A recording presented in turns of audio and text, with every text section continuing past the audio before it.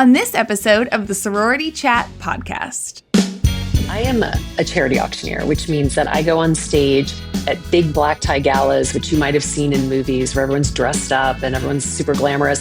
I go on stage late at night, usually at a place where people don't even really know that there's going to be something for sale. I have to kind of create a story around what I'm selling, which is usually something that's been donated. So let's say like a vacation house in Mexico or, an amazing trip. And then I have to figure out a way to position it so that everyone in the crowd wants it, even though they didn't even know that I was going to be selling it when they walked in the room. Let's just see what can happen here, and we'll just roll with it and try to get people to pay as much as we possibly can.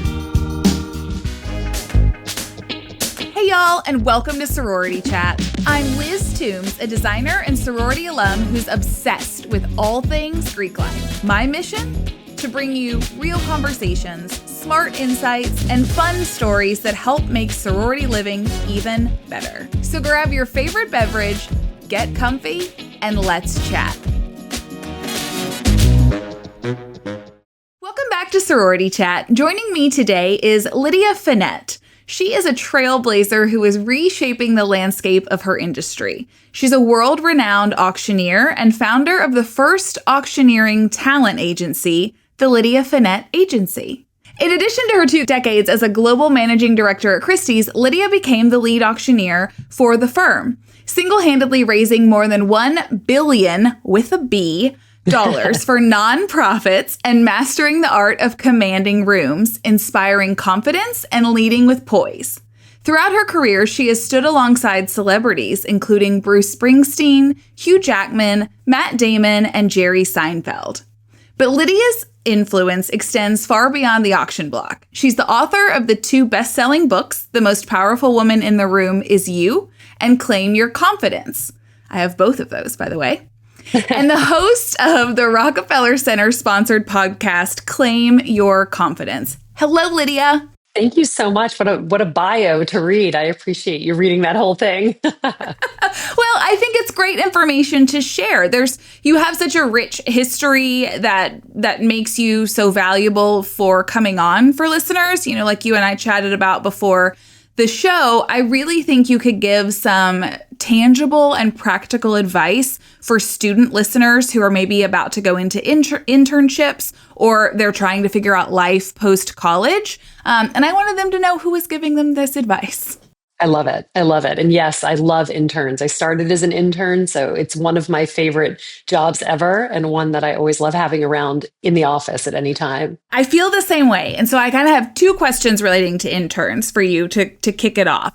So you said you started as an intern and you were at Christie's. Eventually you became the global managing director of strategic partnerships. So share some pivotal moments along the way that helped you to ascend in your career and sort of level up from intern to now CEO. Yeah, and I feel like I can say this because I've had so many interns who worked for me in addition to having started in that role. So there's so many amazing things that I learned in those first years that served me well over the course of my career, but then I would see them in other interns. And just by chance, last night I was taking an auction on stage, and the woman who was chairing the event was one of my favorite interns who had interned for me over 20 years ago at Christie. So we were laughing about that. So this is such a timely conversation. But when we had interns we had interns at Christie's who would come in, or even in my own job now in the agency having interns, the one thing I think that is so important that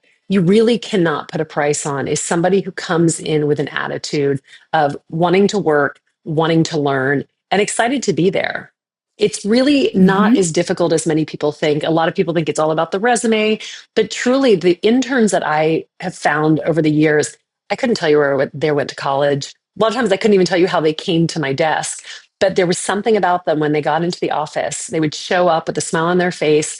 Not only were they asking, is there anything I can do? But they were also doing things that they knew needed to be done without asking me.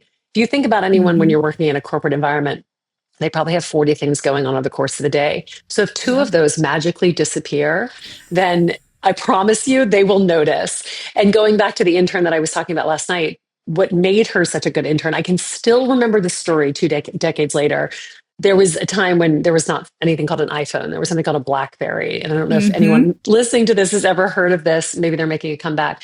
But I, at the time, was glued to my BlackBerry, running around in much the same way you would with an iPhone, going Mm-hmm. back and forth and going back and forth with people about the BlackBerry. And the long and short of it was I had an event that night and I couldn't find it anywhere. I was completely frantic running around the office.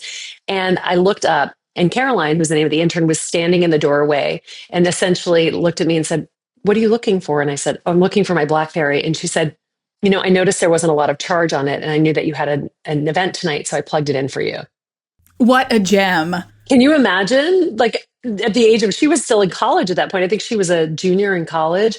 But everything that she did over the course of that internship meant that as her boss, I was willing to recommend her to anyone because she'd been so Yep. additive in such small ways like that. So I would say to anyone who's looking to land an internship, looking to succeed in an internship, really be thoughtful about how you show up and don't be Mm-hmm. afraid of the little things because frankly, that's what people need the most help with, not because of any other reason that they just have too much to do over the course of a day. So Mm-hmm. anytime you can take anything off their plate, run with open arms. That is so true. I usually say in kind of a different way, just what you said, that if you can see what needs to be done and you do it without me having to direct you, like I will love you for life because that's what I Truly. need is just help taking the tasks off my plate.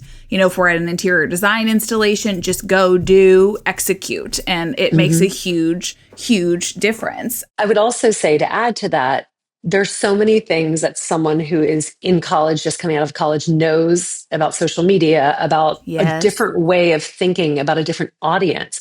Never be afraid to make suggestions. There people Mm-hmm. are always eager to have a younger opinion on things, especially someone who's been in an industry for a long time. So, you know, not only bring yourself and also help out, but be additive in that way too. Come with suggestions and ideas if there's something that you think would be helpful, because those will be embraced and frankly could probably help you get a job after you finish the internship. Yeah, you were so right. You never know what that internship could lead to based on your actions within it and who you meet within it. There's so many opportunities, which this sort of leads me to the second thing I wanted to talk about interns. When I was reading The Most Powerful Woman in the Room Is You, I remember a section of the book where you talked about getting a note from a past intern on a regular basis. And just, she was always checking in. And it was, sometimes it was, hey, do you have anything that I could come back and do for you or something like that? But it kept her top of mind. And then you said you had an employee come in, give their notice, they were leaving. You looked over, that note was on your desk. And suddenly it was like, oh, I could see how this person fits back in. So I'd love for you to talk about that too, and the staying in contact with the companies and the people that you worked with post internship, even if it didn't turn into a job right away. Absolutely. Just that constant networking, even if you're not Mm-hmm. in the same room or you're not in the same state with someone that you've been in touch with, people inherently want to help you. I Mm-hmm. definitely want to always help someone who I think is a self starter find a new job. Sometimes the job isn't there. That doesn't mean it won't be there in 4 to 5 months. And in this Yep. particular case, as I said, I love interns. So Lauren was my intern at this point, and she'd been fantastic. I mean, she wasn't even interning in my department, but she'd made sure that we had lunches. And I'd just gotten to know her over the course of her summer internship. And she kept writing me notes like, "Thank you again for helping to arrange this." Because I'd known someone who'd gotten in touch with me. So that's how the whole thing had happened. But, she just constantly reached out. And as you said, there was a note from her sitting on the desk. And there was a woman on my team who I swear to God, in a million years, I never thought she would leave. And she came in and she was like, "My husband's being transferred to Indianapolis." And I just remember thinking, like, what am I going to do? And then looking at that note and thinking, oh, I can promote the woman who's underneath Jane. And then Lauren can come in as the assistant. And it was May. I mean, if you're listening to this around graduation season, like I know that everyone's circling for a job right now. So that for me was such an easy fit. And sure enough, I think she was there within a week. I mean, it was so fast. And then Yeah. she ended up taking my job when I started strategic partnerships as the head of special events and worked her way up the whole way. And again, the beauty of that internship is she's learned so much already. She walked Mm-hmm. in that job hitting the ground running. She already knew the company, she knew the shorthand and the language that she needed in order to succeed. And so Yeah. it was really an amazing thing. I love that. I love that story of just the progression for everyone through the company. And I'm kind of a geek when it comes to soft skills. I taught a class at the University of Kentucky on soft skills a few years ago, and I was huge on sending thank you notes. And so Yes. what my students would have to do, we'd have guest speakers come in and speak on different topics where they were experts, and everyone would had to write a handwritten note at the end, and then I mailed them to the speaker. And I was like, you have no idea, this seems so silly to you right now, or you may be like, I don't want to do it, but you don't realize how it's going to make you stand out. And I got so many comments from the speakers that would come back, and so I was like, I just really hope that sticks in the mind of the students as they go forward. Yeah, I think it's a wonderful follow-up. I absolutely do. And again, if you're in the process right now of looking for a job or looking for an internship, or frankly, even as you go further in life, just remember that everyone has so many things over the course of the day, and you don't only want to be touching base with someone when you need something from them. Like just staying in contact keeps you front of mind without you having to ask them for a job every time you see them, because that Yep. feels very transactional. Just keeping them posted on things that are going on in your life, or thanking them for a call or for a coffee when you're in town, that goes a long way, and ultimately just becomes part of a relationship rather than, I need a job, can you help me out? Yep.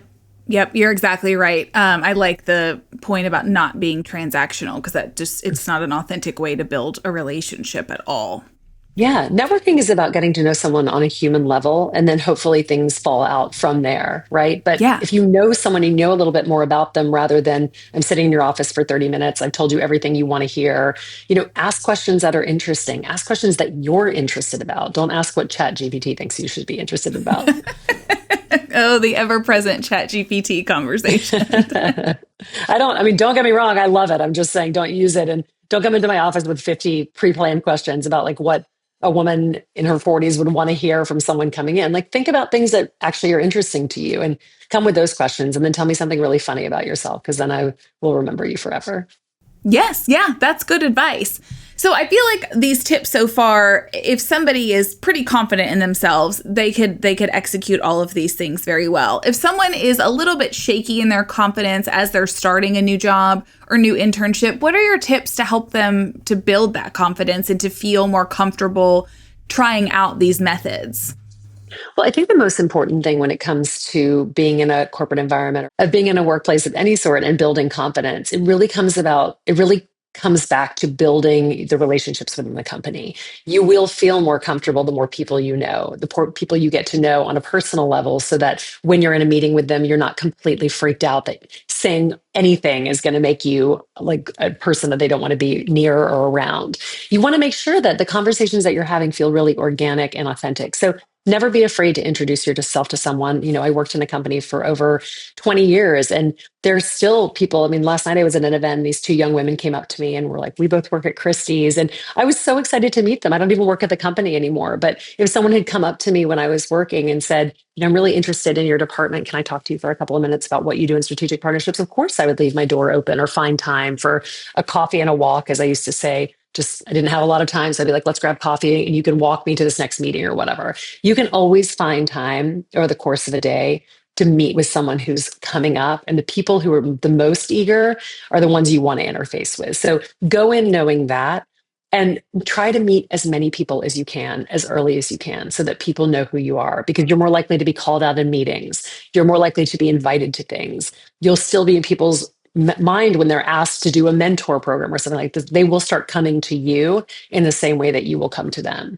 Very good advice. You talk about mentoring. Have you had some mentors along the way, or like how has mentorship played a role in your career? Yeah, absolutely. I always had mentors when I was at Christie's. I think at one point I had three mentors. And then at one point I was sort of like, the most important thing I need to explain to these mentees is not to come into a meeting and say, all right, what do I do? Mm-hmm. Come to me with what you want to do, and let's map Yes. that out together. Mm-hmm. You are coming into someone's space, as I said earlier. Like, people who've been working at a company have many different jobs, right? So if you want the time, use that time wisely, because Mm-hmm. that's going to benefit you, and also the person who you're sitting across the desk from takes an active stake in your career. They're going to be Mm-hmm. watching out for you. They're going to be putting you up for things. They're going to be, most importantly, talking about you when you're not in the room. And Mm-hmm. that's really, in my opinion, the way you start to build a career within a company. So people start talking about your expertise. People start talking about what you know how to do or what you bring to the table, even when you're not in the room. And then you start Mm-hmm. getting larger opportunities as time goes on. Mm-hmm. No, you're right. So were those mentorship opportunities, were the folks you were mentoring, was it like a formal setup, or was it just people that sort of started to come to you for advice in more of an informal way? Both. So there were Okay. definitely people who were set up by Christie's, and there were other Mm-hmm. people who would just sort of stop me and say, listen, can I sit down with you once a month and just tell you what's going on? Or can I get some advice in doing X, Y, and Z? And I was always Mm-hmm. open to it as long as I had time to do it. But I Sure. always found the ones that went better were the people who came prepared for those meetings and not sort of like Mm-hmm. a, so tell me what you do. I'm like, you don't need to know what I do on a daily basis. That is not going to help your job. Let's talk about you and what you can do and who I can introduce you to or who you're Mm-hmm. excited to meet because I can open that door for you. Yeah, yeah. I have said for a long time, I do a lot of mentoring through my business and we'll have internships. But also, if a student reaches out to me and just says, can I have coffee with you or pick your brain, much like what you're talking about, like a walk and talk kind of thing? Yes, absolutely. I will make time for it because I will share anything about this career that you would like to know that could help you move forward. And I'm so impressed if somebody takes that initiative and comes to me to even ask in the first place. 100%. Mm. 100%. Now, rejection's naturally a part of this whole process, the interviewing process. Maybe you don't get the job, maybe you don't even get the interview. What's your advice on how these young women can handle rejection and what they could do with it? Well, get ready for it because it happens to everyone. And Yeah. even Yep. if it doesn't happen on the first try, I promise it'll happen along the way. Know that everyone's been through it. I've sometimes find that talking about it makes it a lot easier to handle as opposed to hiding it and sort of hiding those feelings because you'll find that most people have dealt with it at some degree or for some reason. When it Mm-hmm. comes to getting rejected from a job opportunity, always ask the question why. If people can give you more specific feedback, if there's anything that you can learn from the experience. If you get to those Mm-hmm. final rounds and someone else gets it, be sure to engage a little bit more and to ask, is there anything else I could have done? I'm looking for more preparation as I move out into the world. So any feedback is good feedback for me. Show that you're unafraid of the rejection. And I promise you're going to get a Mm-hmm. lot further into those conversations. And frankly, Yeah. people might also remember you and come back to you the next time another opportunity becomes available. Mm-hmm. Rejection doesn't shut you down. Rejection is just part of the game. I've Mm-hmm. often said the further I've gotten into my career, the faster you can move through rejection, the more successful you will be. Yeah, that's true. It's just hard at first, when you don't have that Yes. life experience to accept that. But yeah, you're right. The more you can experience it and do it and move through it more quickly, the easier it becomes. It kind of rolls right off of your back, right? Yeah. When I wrote The Most Powerful Woman in the Room Is You, I like to tell this story. So I was writing a book called The Most Powerful Woman in the Room Is You. And one part of each chapter that I wanted to include were case studies from other women. So other Mm-hmm. women who'd been successful, Martha Stewart, Barbara Corcoran, like these big names. And I had my big target list of people. And I've had the opportunity to be on stage with a lot of really exciting and dynamic people. I'm also surrounded, I live in New York City, I'm surrounded by incredible women. And so I made this list of like 100 women. And I was like, this will be so easy. I'll just ask everyone if they will be in my book and they will say yes. And I'll get a great, it was done in my mind. I was like, this, I've been working in my career for a very long time at this point. So I just assumed it was going to be an automatic yes. And I remember the first email I sent out was to a really famous news anchor. I'd been seated next to her at a dinner, a lunch a couple of weeks prior. And I was like, I'm sure she'll say yes. Like, we had such a nice time and everything. And so I sent her the email and I think I went on, it wasn't even that long. I came back to my computer and there was already a no. And to be clear, it was no because it was in her contract that she couldn't do Mm, something like this, but it was still a no. And I remember thinking like, oh, that feels like a real punch in the stomach. And I'd sent out a couple more emails that day and I went for a run and I came back and Barbara Corcoran had come back and said yes. And so I was like, well, that's exciting. And then I got yeah, another totally. no. Yeah, I was like, that's exciting. Then I got another no after that. And I remember thinking, and I hope anyone who's listening will think about this the next time they get rejected. I remember thinking when I got the second no, that it wasn't as bad as that first no, right? That Mm, first low is pretty low, but the second low isn't quite as low because you already know the feeling, right? It's a mm-hmm. memory. And so by the end, I was getting a rejection like every 5 minutes and continuing to send out emails. I sent out about 120 something emails. There are 33 case studies in my book. So think about that. By sending Yeah. out all those emails, like I was able to secure 33 incredible women, but also almost 100 people said no. And it was incredible because at the end, I didn't even care. I was just sending out the emails because I was used to it. I was used to the no. Mm-hmm. And so when I went on book tour for that first book, a woman in one of my first book events raised her hand and she said, I don't actually have a question for you, but I worked at a call center when I was little and like, I guess in college actually. And she said, and I have been rejected over 10,000 times. And I like to say that I'm made of Teflon because nothing bothers me anymore. Oh. And I remember thinking to myself, wow, that is a superpower. Like you are unafraid to keep asking for things. So you get Yeah. used to the answer no, and then you're not scared to try Mm-hmm. it anymore. So I would say to anyone who is listening, like start going after things you're not sure you're going to get and get used to that feeling. Like try out for that thing you might get, but you also might not get. The more you start to feel that feeling, the less the low, and it gets a little easier each time. Yeah, you're right. It's like you can if you can put yourself in those uncomfortable situations and sort of set yourself up for that, then you do. You just start to become more comfortable with it and you roll with it just like you described in your emails. Yeah, exactly. Exactly. Now, one of your signature moves that I think ties into boosting confidence is the strike method to command attention when you go out onto the stage to start the auction. So, talk a little bit about what that entails and how somebody listening can create their own version of that to boost confidence in professional and I guess even personal settings. So the strike method was really when I was trying to bring people into the world of auctioneering, I was thinking about how do I explain what it's like to do my job? So for those Mm-hmm. of you who are on this podcast or listening and don't really understand what you do as an auctioneer, I am a charity auctioneer, which means that I go on stage at big black tie galas, which you might have seen in movies where everyone's dressed up and everyone's super glamorous.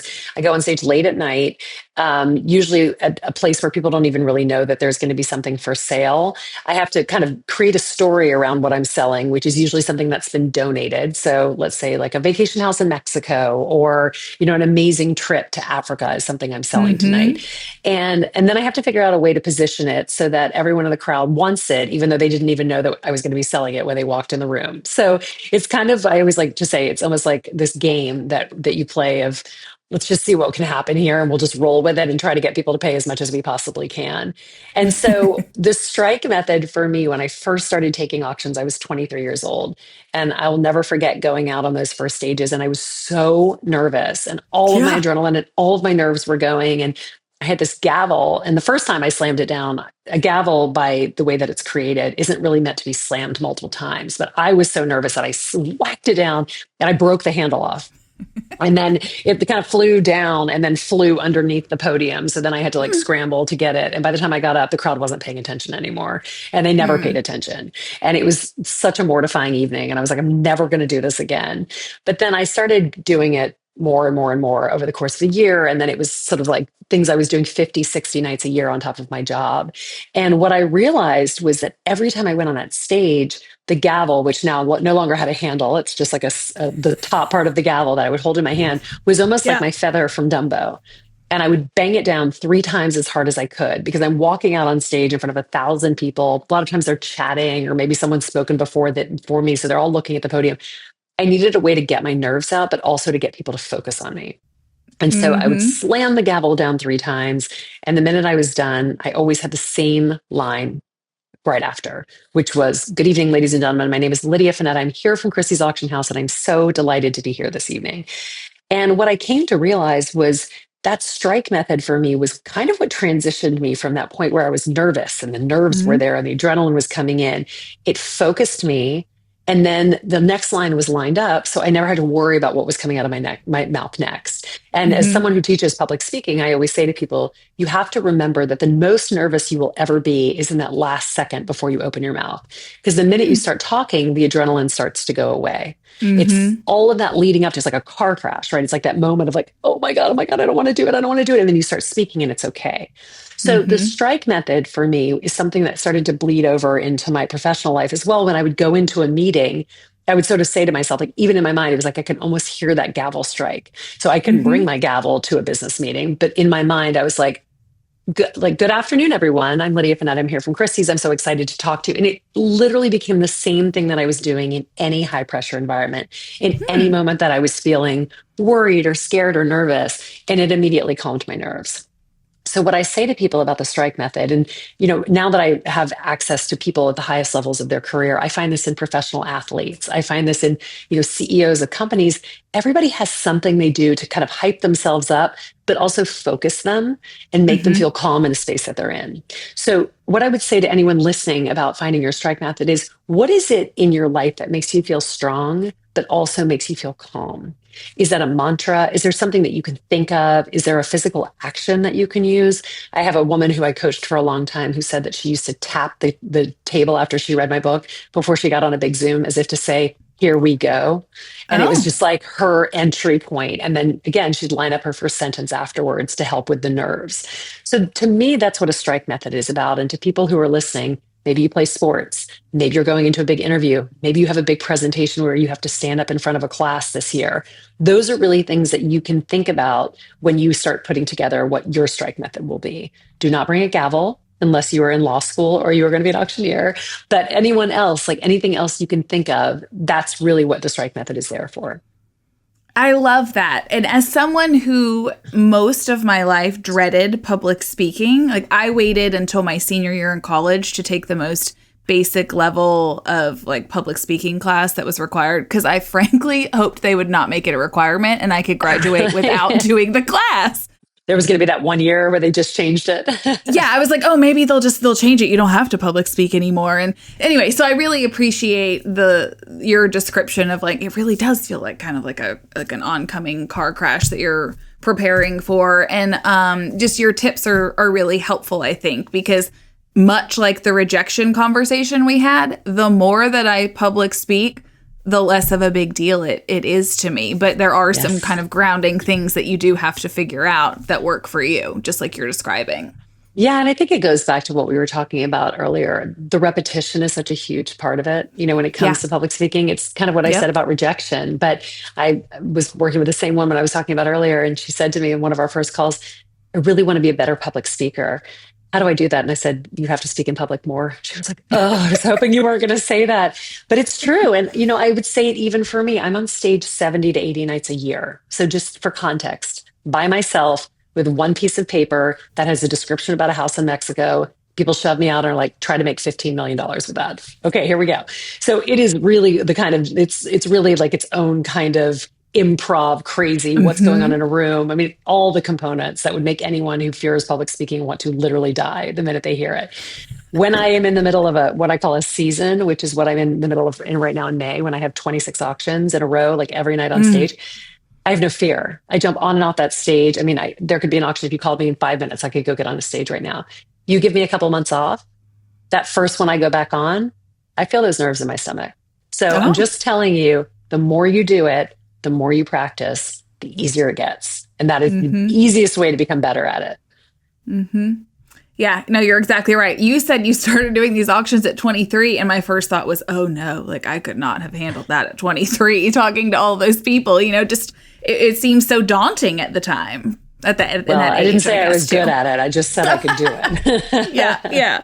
Well, and I also appreciate you highlighting that you do still sometimes get nerves because I think Yeah. that the impression is because you've been doing a job for a certain period of time that it's just, it's old hat, there's no nerves, it's nothing new. And that's not the case at all. And, I think it's good to talk about that because the outside looking in, everyone can make assumptions like, oh, this is no big deal. And it's like, no, actually, I still do get nervous when I Yeah. take a little break or, shift my focus for a second. It's true. And even more than that, I mean, I stand on stage with the biggest celebrities in the world backstage, and Yeah. everybody gets an adrenaline rush before they go on. I see it. I'm on stage with Seth Meyers tonight, and I've been backstage with him many times. And right before we go on, he starts like rapid firing questions about the auction. Like that's his way. He's like, just to make sure, wait, do I do like what, Hmm. and I find I do that too, but I see people like click their pens. I see people who you would think would be amazing at it. Like some of the biggest celebrities in the world are literally like, I hate being on stage. I just like it's so nervous. And I'm like, you get nervous? It's just so Hmm. funny. It is the biggest common denominator amongst all people. Standing up in front Hmm. of other people can be very unnerving. And remembering that common denominator is humanizing, right? You realize, oh, we're all in the same boat, and that's Yeah. helpful. Yeah. And I think the other thing too that I was saying this to a young woman I was side stage with last night because she was really nervous. I said to her, you have to remember one thing. You're getting an adrenaline rush, and I am too. I'm saying to myself, thank God I'm getting an adrenaline rush. I'm tired. Like I need to really like wake myself up. I have three children. I'm tired. And she was in college. She's at Barnard College and she was getting on stage to speak. And she's like, oh, I didn't even think about that. I was like, those nerves for you are energy you're going to bring to the room. And if you own that energy and you bring that out on stage, everyone is going to be excited because nobody wants to hear a bad public speaker ever. Mm-hmm. Nobody Mm-hmm. wants to sit through a bad presentation or a bad public speech. So really what you need to be thinking about is like that's your cheering squad out there. They are there for you to rock this speech. And it was so funny to Mm-hmm. watch her shift, like her shoulders go back. I was like, you need to own that stage. You need to make them feel so when I get up, I can do my job better. She's like, got it. I'm going to do it. It was so fun to watch. Yeah, well, that's a nice transformation for her to have. I'm sure she appreciated the advice. Yeah. Well, it was unsolicited, so maybe not, but Well, you never know. You never know. never know. Let's talk about your collegiate experience for a second. You went to Sewanee, Swanee. right? Yep. And then did you have sororities there? Were they local? Am I remembering correctly? Exactly. They were local when I was there, and now they have local and national. So I was in a Okay. sorority called Theta Pi for 4 years, which was great. And I'm still such close friends with so many of my sorority sisters. It was such a fun experience. Yeah, I'm curious if there was anything specific that you took from that sorority experience that has parlayed into your career or served you well professionally. I truly think that the entire sorority culture is so important because there's so Mm. many components of it that Hmm. bleed through into the rest of your life. That ability to come Yep. together as a community of people to make decisions as a community of women, that sisterhood, if you will, that you can take Hmm. on. It's also just, in my opinion, it's the sharing that goes on, that continues on through life. Like one of my friend's daughters just got into Swanee. We were all on that text chain when she got in and accepted. And I feel Oh. like that for me is really the full circle because we've all been supporting each other since the day we left. Like, yes, we were there on, what we call it Swanee Shake Day, big day. Uh-huh. And we were there through all those 4 years of the ups and downs that you're going through in college. Like my sorority sisters were always the ones I went to when things were getting tough or when Hmm. things were going well in equal measure. And that's stayed ever since. And when Yeah. I went into my first job, a lot of the lessons that I learned in my sorority about etiquette, the way that you want to work and show up in the world, those were Mm. things I also learned through my sorority, through the activities that we did together, through the things that we did in our community. And so all of those were things that I think I've always held true and am so proud to have been part of it and continue to be part of it as an alum these days. Yeah, no, that's great. I appreciate you sharing that. I'm always curious what people take away from that collegiate Greek experience because it's a little bit different for each of us and kind of Yeah. depending on where we go afterwards. Exactly. And I think, Swanee was 90% Greek when I was there. So it was a huge part of the culture, the sorority and fraternity culture. And I know a lot of different schools aren't like that. My husband went to a school in the Northeast that didn't even have them called Williams. And he was always like, I don't really understand. And I'm like, it's so much a part of the school that I can't even Yeah. imagine it without, if it makes sense. And that's interesting too, from campus to campus, just the general culture, what the vibe is, and that's why there are so many universities. There's a place for everyone, and then within that university, also a place for everyone to kind of find their way. Yeah. And I always think in the larger universities, it must be helpful. I mean, all three of my siblings went to Vanderbilt and it's a much Uh-huh. bigger university. So whereas Swanee, you can kind of know most of the people in your class. I know for them, it was a great ability to sort of curate a group of people who they wanted to be close to and be around. And then that really all of them have stayed in touch with fraternity and sorority sisters ever since. I was similar to your siblings. I went to the University of Kentucky, so it was larger. I needed that place to kind of fit in. If everybody else went to Vandy, how did you end up at Sewanee? Oh, I don't know if you've ever visited the Swanee campus, but it's a pretty special place. Once you see So it it once, I just think it's hooked hard to you? say no. It really did. It really did. And they had Swanee was founded by bishops from Oxford University, and my mom grew up in Oxford. So there were a lot of things that really drove me to it. But I think also the junior year program at Oxford that I got to go on called European Studies was pretty special. So it Mm-hmm. doesn't even exist there anymore. But for those of us who went through it, I feel like we all felt very fortunate. Yeah. Oh, well, that's good. It's nice to have that special connection with where you are and where you're going. Absolutely. Last question for you, Lydia. We have talked a lot about how to build confidence, how to succeed in your career. You are a very busy lady and you have 3 children, you have a family. It is evident through all of your social media that you love your work. Obviously, you love your family, but the conversation out there around careers often comes up about burnout and, how do you juggle everything and how do you avoid burnout? And so, do you have a tip or two that you would share with people to keep that passion alive for your work, but also kind of prioritize things and balance or harmonize whatever you want to use, personal and professional life? Mm-hmm. I think that when you start out, especially when you're kind of coming out of college and you're looking at this landscape in front of you, there are jobs when you first get into them where you need to learn the ropes. Like you need to Mm-hmm. understand what you're doing. I think about my first sort of many years at Christie's, and that was really about sort of learning that and digging in and learning that culture. One thing that I always knew was that I wanted to have a family. I always Mm-hmm. wanted to be a mom ever since I was little. And so for me, the career part of my life has been so fulfilling because I continue to move towards the things that give me energy and Mm-hmm. excite me.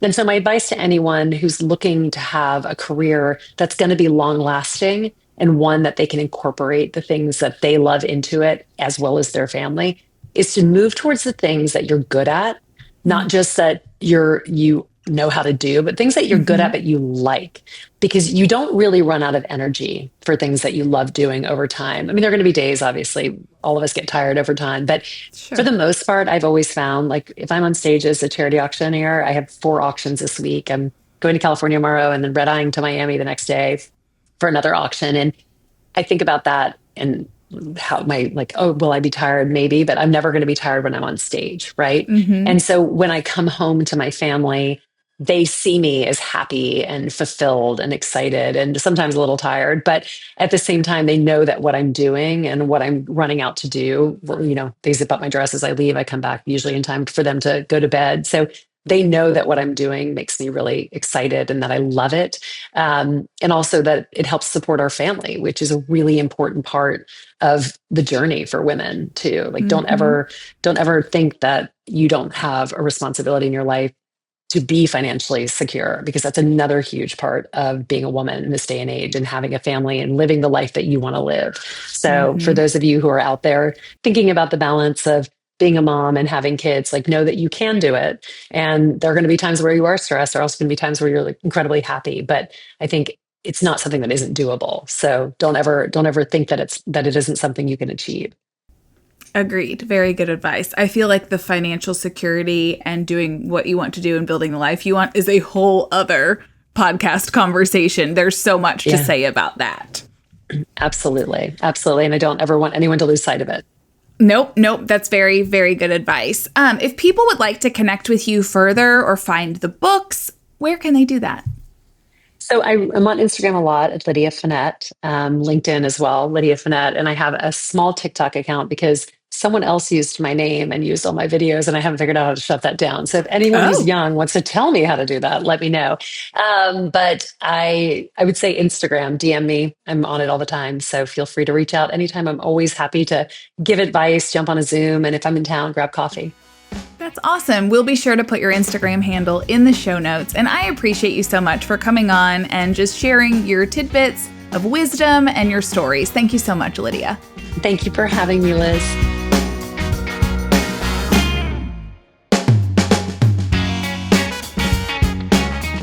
Welcome to Liz's House Hot Takes. This is where I take the lessons I've learned over the last 16 years of designing Greek houses and offer you my pro tip. Here's today's house hot take. Don't let your chapter dining room feel institutional. Just because it serves over 30 women doesn't mean it has to look like a cafeteria. Upgrade the lighting, add custom banquettes, and even put wallpaper on the ceiling for a more homey feel. Function with flair. Thanks for listening to another House Hot Take. For more inspiration, check out the PDR Interiors Instagram or TikTok. I'm Liz Toombs, and this is the Sorority Chat Podcast. Catch you next time.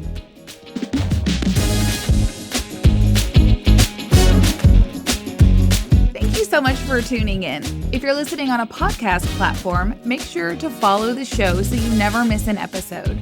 And if you got something out of today's conversation, we'd love for you to leave us a 5-star review. It helps us reach more listeners just like you. If you're watching on YouTube, be sure to check out this video right here or this one over here. And don't forget to like and subscribe. It really helps us out. On that note, I'm Liz Toombs with Sorority Chat, and I'll see you on the next one. This podcast is produced by Collier Landry for Don't Touch My Radio. Copyright Liz Toombs.